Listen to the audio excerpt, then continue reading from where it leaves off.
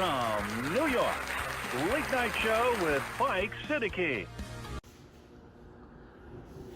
Bismillahirrahmanirrahim. Assalamu alaikum and welcome to the show.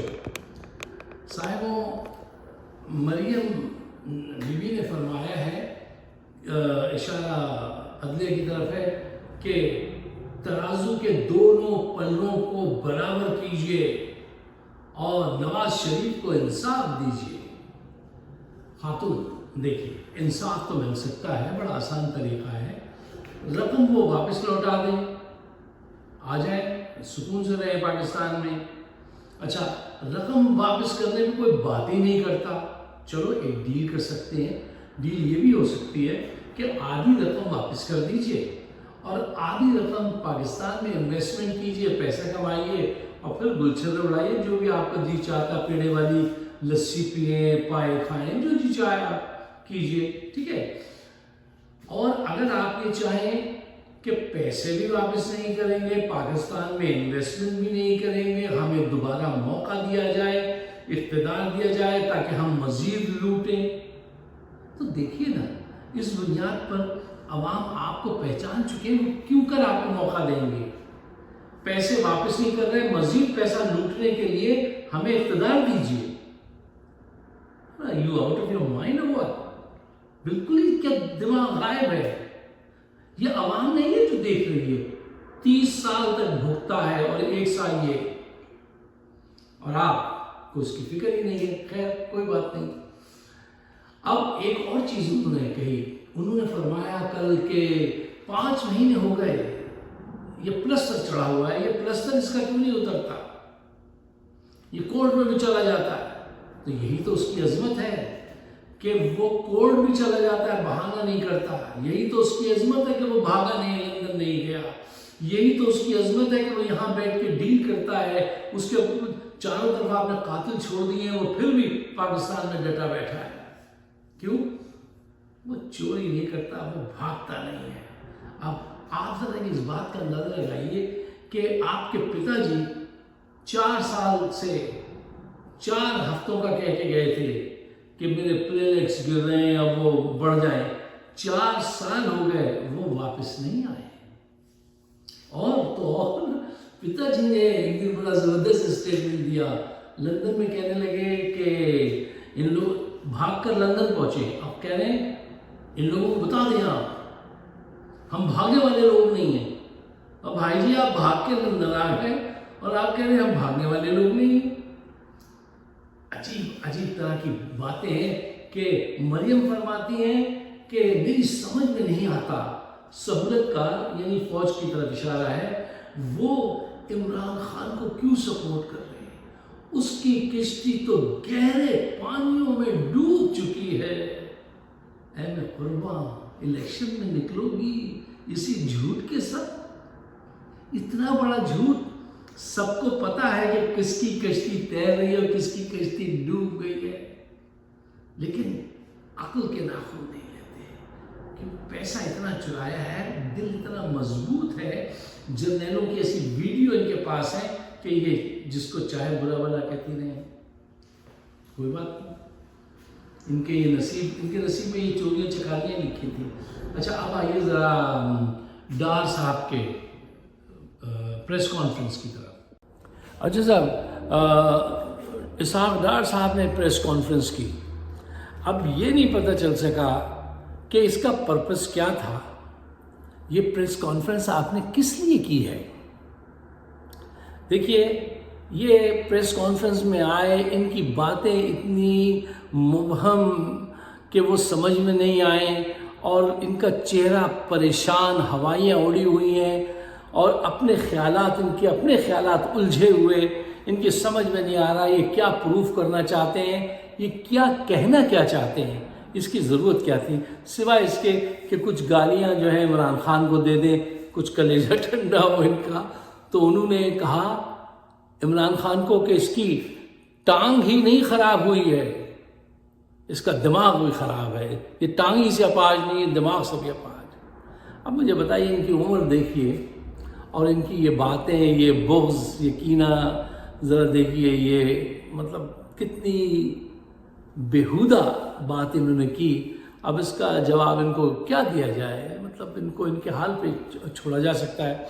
अच्छा देखिए, वो ये कह रहे थे कि हम डिफ़ॉल्ट नहीं हुए हैं, हम इंशाल्लाह डिफ़ॉल्ट नहीं होंगे, जबकि इन्हीं की पार्टी के हमारे वज़ीर दिफा ख्वाजा आसिफ साहब, उन्होंने कहा था कि हम डिफ़ॉल्ट हो चुके हैं।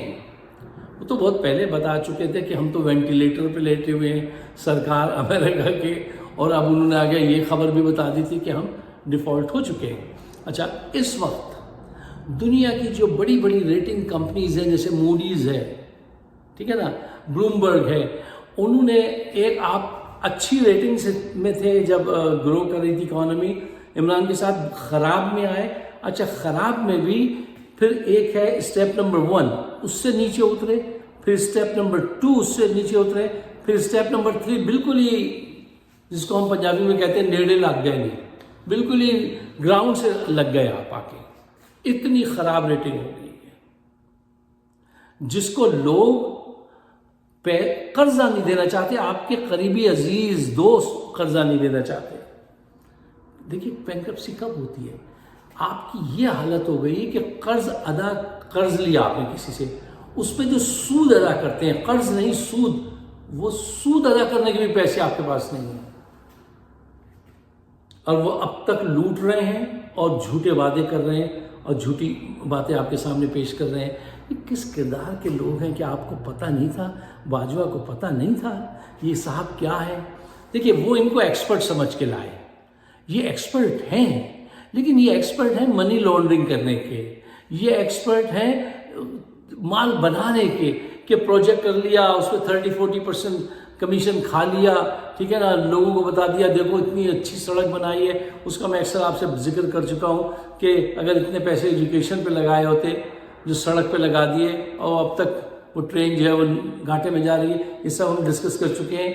देखिए, इस आदमी का इंडिविजुअल कैरेक्टर आप देखिए, इन्होंने लिख कर इस बात का इकरार किया था कि मैंने नवाज शरीफ खानदान के लिए मनी लॉन्ड्रिंग की, ये अपनी जान बचाने के लिए।